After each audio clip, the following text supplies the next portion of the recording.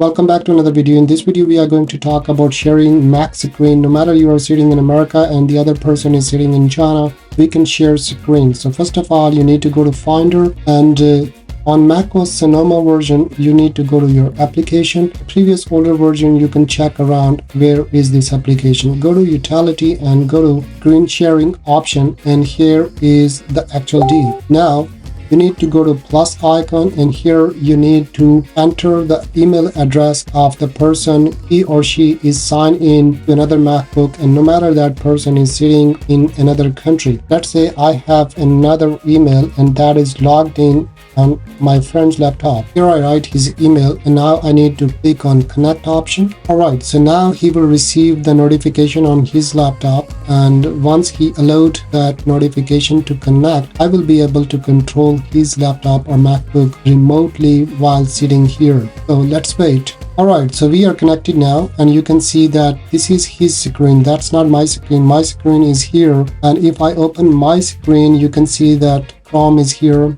and now if I go back, this is his screen, and now I can control his screen because he has allowed me to control. I can go simply minimize this one and do other basic functionalities inside his MacBook. Alright, so I'm gonna close this one and share it again. Now he's no more connected. I'm gonna go connect, and he will receive the notification there again once he accepts this one, and I'll be able to control his laptop. Alright, now I can see his screen.